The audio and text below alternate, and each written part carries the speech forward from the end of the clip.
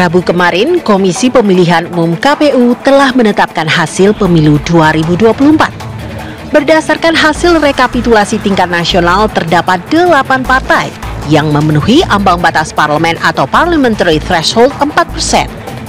PDI Perjuangan mendulang suara paling banyak pada pemilu kali ini. Posisi kedua ditempati Golkar. Posisi selanjutnya diisi Partai Gerindra dan PKB. Posisi kelima dan 6 yakni Nasdem dan PKS. Selanjutnya posisi ketujuh dan ke-8 yaitu Demokrat dan PAN. Dalam pemilu kali ini, P3 dan PSI tidak lolos ambang batas parlemen. Tidak lolosnya P3 ke Senayan tentunya mengejutkan. Ini merupakan kali pertama sejak 1971 P3 tidak memiliki wakil di DPR RI. Lantas kenapa P3, partai berusia setengah abad ini gagal mengirim wakilnya ke Senayan? Lalu, kenapa PSI kembali gagal ke Senayan di pemilu 2024 dan hanya memperoleh 2,8%? Hasil itu berbanding terbalik dengan upaya PSI menjual nama besar Presiden RI Joko Widodo selama perhelatan pemilu 2024. Salah satunya dengan mengangkat putra bungsunya Kaisang Pangarep sebagai Ketua Umum PSI. Tim TV One mengabarkan.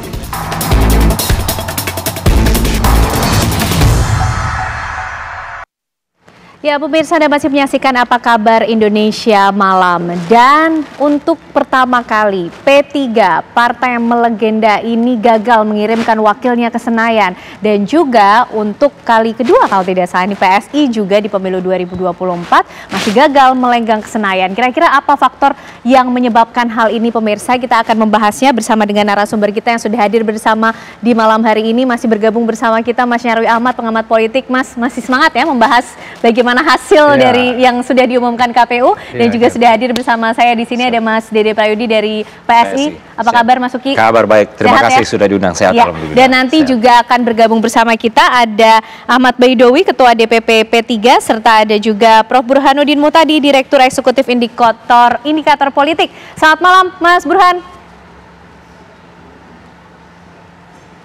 Baik, kita akan mulai mungkin membahasnya dari Mas Uki dulu. Mas Uki, ini PSI gagal lagi nih melenggang ke Senayan. Kira-kira sudah dilakukan evaluasi belum sih? Apa yang menyebabkan sebenarnya? Ya, terkait dengan PSI tidak sampai dengan 4% ya.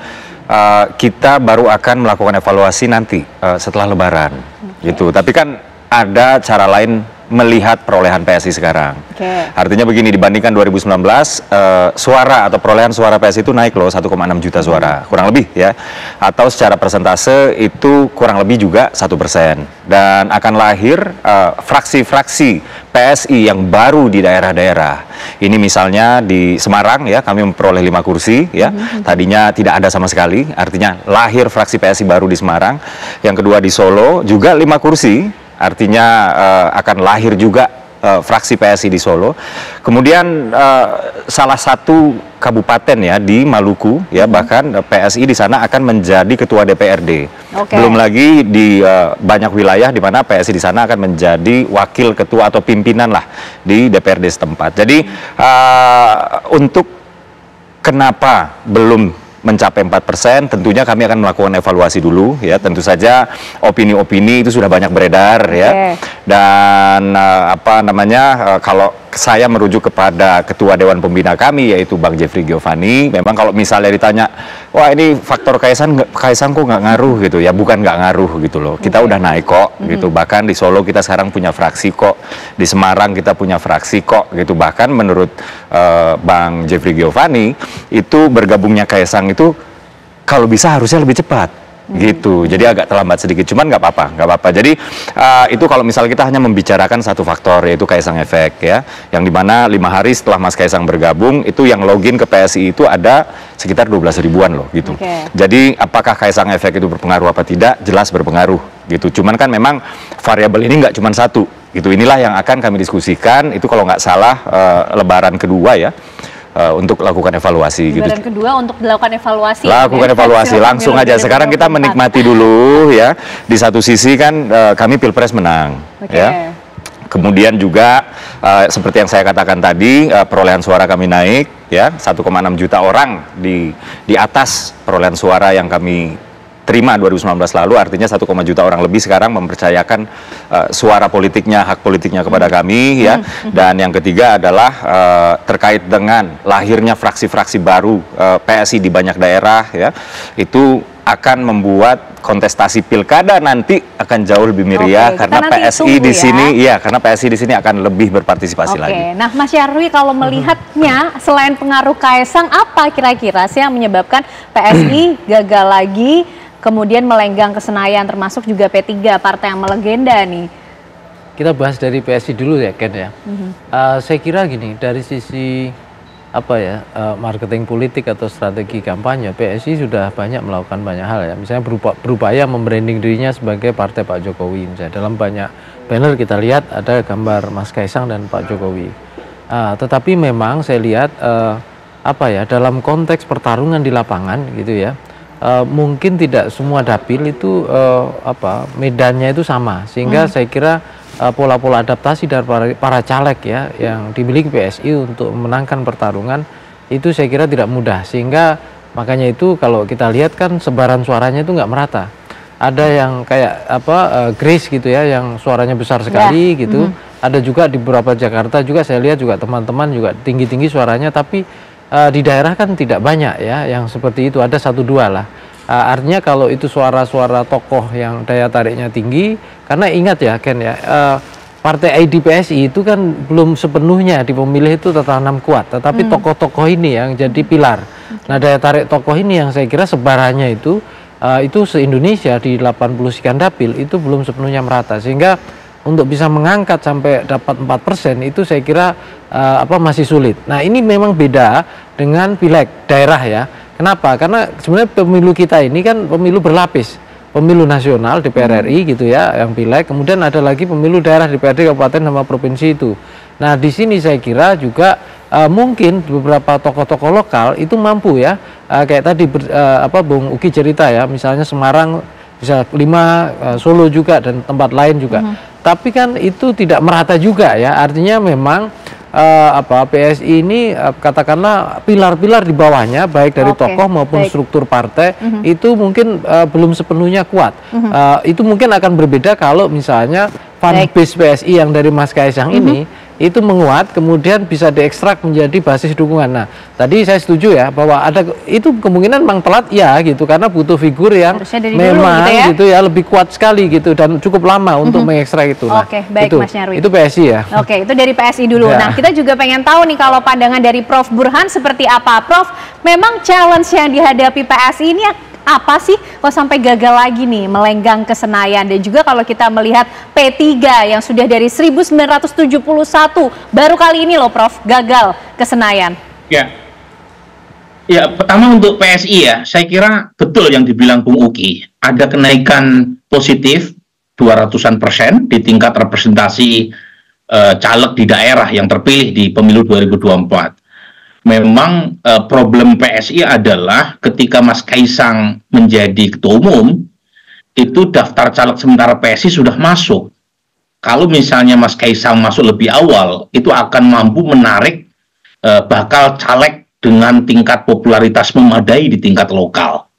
Jadi itu masalah yang menurut saya terkait dengan infrastruktur di tingkat caleg. Karena bagaimanapun dalam konteks pemilu secara serentak dan saat yang sama kita pakai sistem proporsional terbuka, itu determinan faktor paling utama memilih adalah caleg. Jadi ujung tombak pemilu adalah caleg. Dan ini pula yang menjelaskan mengapa P3 kurang begitu menggigit, karena calegnya kurang kompetitif. Nah, saat yang sama mungkin ada pertanyaan bagaimana dengan Jokowi effect ya. Jadi kami pernah melakukan survei 2023 bulan Desember, itu yang kenal PSI di akhir tahun 2023 itu baru 54%. Dan itu pun kelas menengah atas, yang sebagian mungkin sudah menjaga jarak dengan PSI karena pilihan capresnya yang dianggap tidak sesuai dengan aspirasi kelas menengah atas. Nah, yang menjadi basis pendukung Pak Jokowi itu kelas menengah bawah, yang sayangnya belum begitu mengenal PSI. Jadi alih-alih mengenal ketua umum PSI yang notabene putra presiden. Jadi yang menjadi basis pendukung Pak Jokowi itu belum banyak tahu PSI. Jadi gimana mau memilih PSI? Kalau kenal saja belum. Itu temuan yang pertama. Yang kedua, infrastruktur di tingkat lokal tadi ya, itu menjelaskan mengapa popularitas Pak Jokowi tidak bisa diterjemahkan di tingkat grassroots. Karena bagaimanapun kampanye tidak cukup memakai pendekatan above the line. Pakai baliho, pakai iklan tidak cukup. Butuh juru bicara di tingkat lokal yang langsung bersentuhan dengan publik untuk menjelaskan bahwa PSI itu adalah representasi politik Presiden Jokowi. Dan itu yang kurang di pemilu 2024 ini gitu. Jadi dan saat yang sama jangan lupa kalau di Pilpres itu yang menjual Presiden Jokowi itu cuma paslon 02, terutama setelah Mas Ganjar itu mengambil strategi frontal mendisasosiasi dengan Pak Jokowi setelah Mas Gibran jadi cawapres Pak Prabowo. Nah di tingkat pileg kan itu partai-partai banyak yang jualan Pak Jokowi juga dengan infrastruktur yang lebih baik 5 PSI. Misalnya ya PAN itu iklannya jualan Pak Jokowi, Golkar apalagi. Nah Gerindra aja memasang Pak Prabowo bersama Pak Jokowi. Jadi ibarat insentif kotel efek Pak Jokowi dibagi sedemikian banyak partai, akhirnya PSI yang infrastruktur di tingkat lokalnya kurang, itu kurang mendapatkan insentif dari pendukung Pak Jokowi. Beda dengan Pak Prabowo, karena cuma 3 calon yang maju di Pilpres, kemudian dari ketiga calon Pak Prabowo Gibran yang paling konsisten ya menjual narasi keberlanjutan, sehingga kutel efek Pak Jokowi di monopoli oleh paslon nomor 02. Oke, baik. Semua nampaknya berebut Jokowi efek. Padahal kader-kadernya PSI kemarin waktu kampanye juga Pak Jokowi kemana, ini juga mendampingi loh ya. Udah jor-joran kayaknya. Tapi kita juga nanti akan sambil menunggu Mas Ahmad Baidowi, Ketua DPP P3 untuk bergabung bersama kita. Usai jeda pemirsa kami kembali untuk Anda.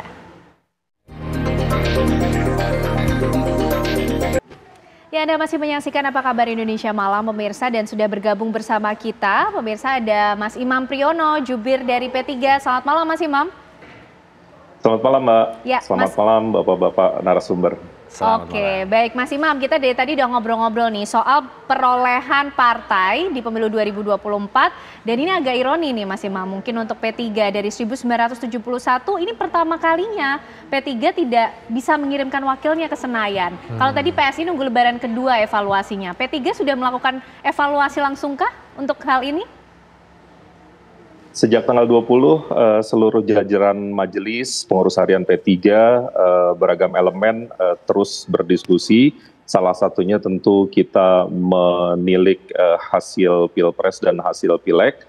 Dan ini dilakukan bahkan sampai tadi malam, dan hari ini masih ada rapat-rapat intensif di antara semua elit P3 untuk melihat apa yang sesungguhnya terjadi, kemudian menetapkan strategi-strategi ke depan yang kiranya akan kami lakukan secara simultan. Dan memang ini cukup mengagetkan untuk kami. Kami sementara menurut tabulasi nasional KPU kemarin disampaikan belum melampaui 4%, meskipun kami meyakini bahwa angka data internal kami bisa mencapai 4,01 hingga 4,04. Sehingga kami masih melakukan berbagai upaya, diantaranya adalah jalan konstitusional melalui Mahkamah Konstitusi. Dan insya Allah kami sigap, solid untuk terus merangkai ikhtiar-ikhtiar politik ke depan. Oke, artinya concern dari P3 ini pada angka yang sudah diumumkan KPU dan sudah memastikan akan mengajukan gugatan ke MK begitu, atau juga melihat proses ke dalamnya sendiri, apa yang menyebabkan, faktor-faktornya seperti apa Mas Imam? Ya, kami insya Allah pasti akan menuju ke Mahkamah Konstitusi. Tim hukum kami terus intensif mengumpulkan beragam dokumen yang dibutuhkan untuk berperkara di Mahkamah Konstitusi. Ini masih terus berlangsung, dan insya Allah sesuai dengan tenggat waktu yang ditentukan oleh peraturan, kami akan segera mendaftarkan ke Mahkamah Konstitusi. Dan memang seperti yang tadi Mbak sampaikan juga, ada beberapa angka-angka yang kami anggap tidak sesuai. dengan perolehan kami di beberapa daerah, sehingga ini yang akan kami coba challenge di Mahkamah Konstitusi sesuai dengan ruang konstitusi yang terbuka sampai sekarang, dan kami masih optimis mudah-mudahan dengan dukungan masyarakat Indonesia, konstituen P3, para ulama, mudah-mudahan kami bisa memperjuangkan setiap suara yang sudah diamanahkan kepada kami. Karena sekali lagi partai P3 ini partai yang legend, tadi bahasanya TV One, dan partai ini warisan para ulama, didirikan oleh para pendiri bangsa. Tentu memang tidak pernah mudah mengelola sebuah partai di tengah iklim elektoral yang sedemikian rupa gitu ya, yang masih banyak sekali kekurangan. Bahkan banyak pihak menilai ini banyak kecurangan, banyak hal-hal politik uang dan seterusnya, sehingga ini memang tidak mudah untuk partai ideologi seperti P3. Tetapi kami terus berikhtiar, dan sesungguhnya ikhtiar-ikhtiar politik yang dilakukan Bapak Muhammad Mardiono sebagai PLT Ketua Umum P3 merupakan salah satu ikhtiar terbaik yang sudah dilakukan, berkeliling lebih dari 1 tahun, dan alhamdulillah sebenarnya menuai hasil yang cukup baik. Tapi memang ada hal-hal yang kita ketahui bersama, tidak mudah untuk memenangkan hati rakyat di tengah suasana saat ini. Oke, tadi kalau Prof. Burhan juga sempat menyinggung nih, Mas Imam, nampaknya kader-kader ataupun caleg dari P3 ini butuh lebih kompetitif lagi di pemilu 2024. Selain kita menilai langkahnya nanti akan menggugat ke MK, kalau Mas Imam menilainya seperti apa? Termasuk juga langkah ketika menentukan akan bergabung dengan koalisi mana tadi di Pilpres 2024, Mas Imam? Kalau soal competitiveness, para caleg kami tentu tanpa mengurangi rasa hormat kepada para kader yang sudah berkompetisi di 2019 maupun di tahun-tahun sebelumnya, tetapi di 2024 bisa dibilang ini salah satu komposisi caleg terbaik yang pernah dimiliki oleh P3. Kami punya misalnya mantan ketua alumni IPB, kami punya aktivis, kami punya akademisi, dan seterusnya. Tetapi ya memang 2024 sebuah medan perjuangan politik yang tidak sederhana.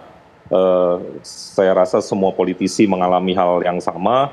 Banyak incumbent yang juga tidak mudah kembali melenggang ke Senayan, misalnya, itu menjadi sebuah realitas lapangan yang kita temui hari-hari belakangan ini.